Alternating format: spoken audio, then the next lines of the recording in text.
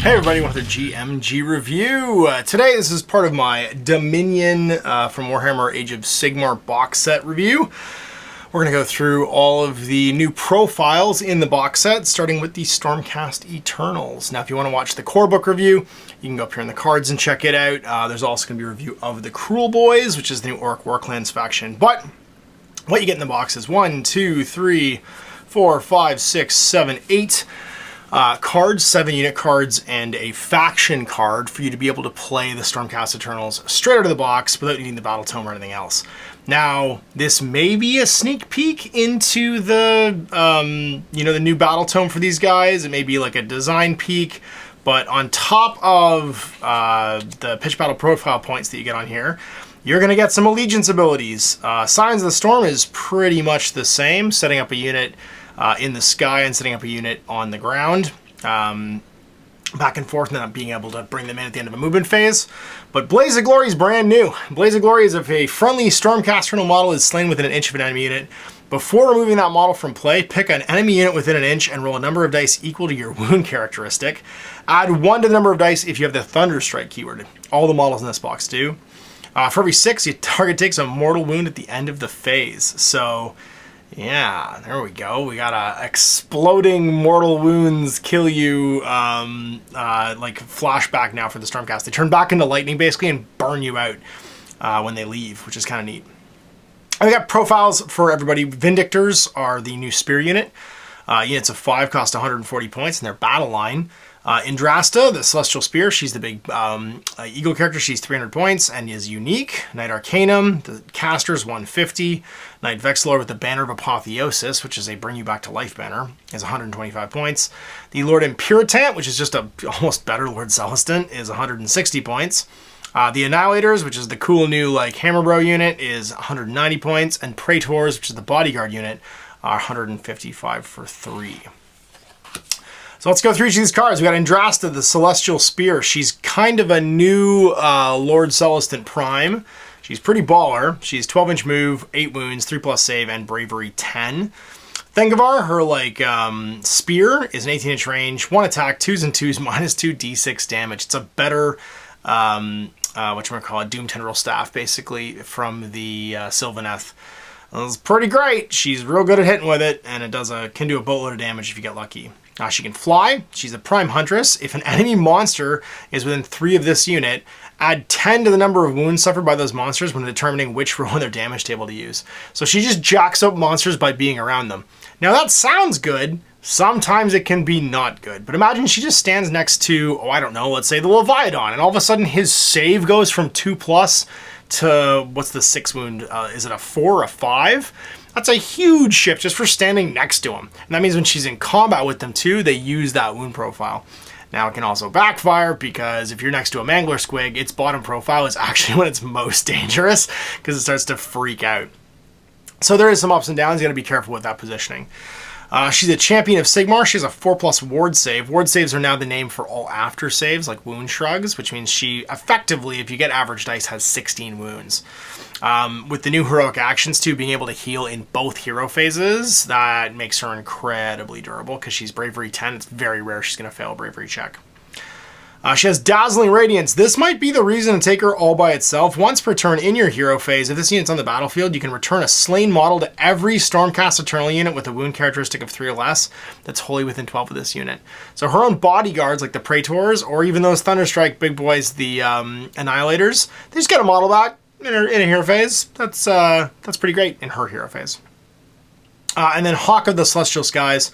Do not take Battleshock tests for friendly Stormcast Eternal and Cities of Sigmar units wholly within 12 of this unit. So as 1 in 4 models can typically be Stormcast in Cities of Sigmar, that makes her a prime candidate for that in and of itself. So there she is, Andrasta. She's pretty great. She has Order, Stormcast, Thunderstrike, Hero, and Andrasta. Now obviously I would take everything on these cards with a bit of a grain of salt because remember that there's probably, Stormcast have been first out the gate Battle Tome-wise in every edition so far. So I imagine any of this could be subject to change. Or even just clarification or illumination in a Battle Tome later on. Lord and Puritan, he's the new general/fighter. Move 5, 7 wounds, 3+ save, and bravery 9, and just better than a Lord Celestin, even just from the core stats. His Stormcaller Baton gives him a shot. It's a bit like the Cloak, but not quite as good. There's some cool wombo combos, though. I used him as a Celestial Vindicator, and his command trait means that 6s to hit give him +1 damage. So all of a sudden, his D6 attack Stormcaller Baton had 3s and 3s -1, 1 damage, was 3s and 3s -1, 2 damage when I rolled a 6, and it did some work. The Blessed Warhammer, it's range 1 inch, 4 attacks, 3s and 3s -1, 2 damage. So again, just a really good basic weapon. And the Vicious Beak and Claws on his Gryph-hound are 4 attacks, 3s and 4s, 1 damage. Gryph-hound just stays within an inch of him. It's part of his model, which is actually really handy if you bodyguard him for triggering the bodyguard ability. And also you can measure attacks through him. So he stays within an inch, but he's basically just an extra piece of this same model that you can measure all those attacks from. It's very cool. Then Distinguished Leader, once per turn, this unit can issue a command without a command point being spent. That's great. A free command point every round means 5 command points over the course of the game, which is a huge deal, as you'll see as you watch these battle reports. And then Guided by Lightning, this is the big one. Once per turn at the end of your movement phase, if any friendly units with this ability are on the battlefield, you can say that they will guide the arrival of Sigmar's warriors. If you do so, pick a friendly Stormcast Eternal Thunderstrike unit, it's only Thunderstrike, with a wound characteristic of 3 or less that's in reserve. When you use the Signs of the Storm Allegiance ability, you can set them up more than 7 instead of 9 away. So that's pretty great. And he's basically designed to go with the Annihilators, have them come down within 7, explode into the ground, as you'll see. And then they reroll the charges when they show up anyway. So getting a 7 on 2d6 with a reroll is not that hard. Knight Arcanum, she's maybe the least impressive of these Warscrolls. She's basically a Knight Incantor with a little less stuff. 5-inch move, 3+ save, 6 wounds, bravery 8. Her staff is 3s and 4s, -1 d3 damage. She's not much of a fighter. She casts 1, dispels 1, and then Indomitable Lore Seeker, predatory endless spells cannot pass across this unit or finish a move within 3 of this unit. Could be handy. And then Blaze of the Heavens is her spell. It has a casting value of 7 and a range of 18. If cast, pick an enemy unit within range invisible, and they take D3 mortal wounds. Add 2 to the range if there's any friendly Thunderstrike wholly within 12 of the caster. So she charges up the lightning out of the other Thunderstrikes and throws it at people. She's neat. I mean, she just feels very generic. I'm not super... I mean, she's supposed to be this like prophetess telling the future and stuff like that. I'm just surprised there isn't some kind of rule like that on her card. Knight Vexillar, definitely the new hero of the Banner Bearers. 5-inch move, 6 wounds, 3+ 8 bravery. Sigmarite Warblade is 4 attacks, 3s and 3s, -1, 2 damage with a 1-inch range. That's a great, just core weapon. That's just, he's just better right now than all the other Banner Bearers. Obviously, they may change in the new book to be closer to what he is. And he has the Banner of the Reforged. Once per battle in your hero phase, if this unit's on the battlefield, you can pick up to 3 friendly Stormcast units wholly within 12 of the banner to be affected by the banner's energy. And you can pick the same unit multiple times. They can either be healed of up to D3 wounds for each allocation given to them, or if no wounds are allocated, you can turn a number of models to the unit that have a combined characteristic of wounds of D3 or less. If you pick the same unit twice or 3 times, then it can be 2d3 and 3d3. So you can literally return 3d3 worth of wounds of models to a unit. It's very cool for pumping up things like Annihilators or Praetors who've died. And then Soul Charged Icon, reroll charge rolls for friendly Stormcast within 12 of the unit. So a very cool once per game, bring guys back to life ability, or just burst out a bunch of heals. Annihilators, obviously these are the poster children for the Stormcast in this edition. 4-inch move, 2+ save, 3 wounds, bravery 7. They have their Meteoric Hammers, which are 3s and 3s, -1, 2 damage with 3 attacks each. Prime gets an extra attack. Blazing Impact, after they're set up in the battlefield, roll a dice for each enemy unit within 10, and on a 3+, they take D3 mortal wounds. And in addition, you can reroll their charges the turn they're set up. Obviously, this is the combo with the Lord and Puritan, where they show up within 7, blow up on everybody, and then charge whoever they want. And then they have Force of a Falling Star. After they make a charge move, pick an enemy unit within 1 and roll a number of dice equal to your charge roll, and for every 4+, do a mortal wound. If there's only 1 model left in the unit, it's on a 6 instead. But yeah, just a cool ogre charge unit. They're just they do what they say on the tin. They annihilate stuff. They show up and blow up, and then charge into something and probably tackle it to death. Praetors, these are the bodyguard unit. 5-inch move, 3 wounds, 3+ save, bravery 8, little baby paladins. They got a cool halberd, although it's only a 1-inch range, which I found surprising. 3 attacks, 3s and 3s, -1, 2 damage, and then the prime gets an extra attack. Soulforged Guardians. So now ward saves are basically the wound shrugs. These guys have an improved version of that. Start of the first battle round, before determining who has the first turn, pick a friendly Stormcast unit hero that's on the battlefield that will be there bound to. Roll a dice before you allocate a wound or mortal wound to that hero while it's within 3 of this unit.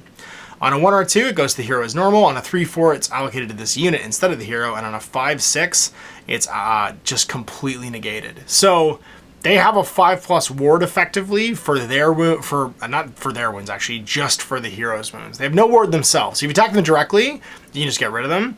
But they can soak up wounds basically for a hero within 3, and then they're a prime candidate for things like Andrasta's bring people back to life, or even the banner, just to keep a hero alive. And then Vindictors, this is the new battle line unit, and boy howdy are they making Liberators look terrible. Move 5, 3+ save, bravery 7, wounds 2. If we thought the Sequitors did a good job of making those guys look bad, these guys are really riding that train. 2-inch range with their Storm Spear, 2 attacks, 3s and 3s, -1/1 damage. So just a solid melee stat line. Champion gets an extra attack. Standard Bearer gets +1 bravery. And then we're both 1 and 5. Sorry, one model unit can be a champion, 1 and 5 for the standard. And then you have a Storm Soul Arsenal. If the unmodified hit for a Storm Spear is 6, it does a mortal wound and the attack sequence ends. So they get exploding 6 mortal wounds on all their attacks. They're just a solid battle line unit. I mean, they're 140, which is expensive, but yeah, still a really, really cool solid war scroll. So really the only thing this army doesn't have is shooting. All you've got is the spear on Andrasta, and then you've got the I don't want to say army, I mean what's in this box, and then you've got the gun stick on Lord and Puritans. So with the total sum of points in this being 1360, as of right now, out of the Battle Tome, 140 point unit adjudicators makes these guys a solid 1500. That's what you'll see me playing with as I try out this army out of the box this week. So anyway, I hope you enjoyed that look at the Stormcast Eternals stuff. Big thanks to Games Workshop for sending along this free sample for me to check out and for you guys to see. And I'm excited about this direction for the Stormcast. I mean, obviously I need to wait on seeing a full Battle Tome to see what everything else gets, but it sure feels like these guys are the Primaris, you know, of this game. They're a little bit better in every way than the current Stormcast stuff. And so much so that I just decided I was going to paint a new, I mean, same color scheme, but new, just brand new army based on these models, because the models are really nice and the rules are just a little bit better for them out of this box. So we'll see what that means in the future when the full Battle Tome comes out. But for now, it's going to be fun to play with this new stuff. Big thanks for watching. Until then, I'm Ash. Happy Wargaming.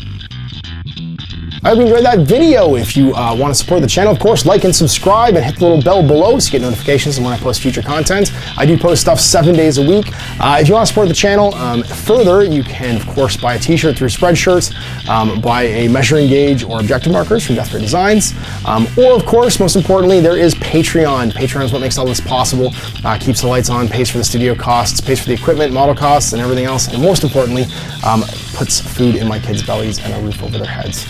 Big thanks to everyone, past, future, who supported me. I do this stuff because of you guys, and of course, I will continue doing it as long as I can.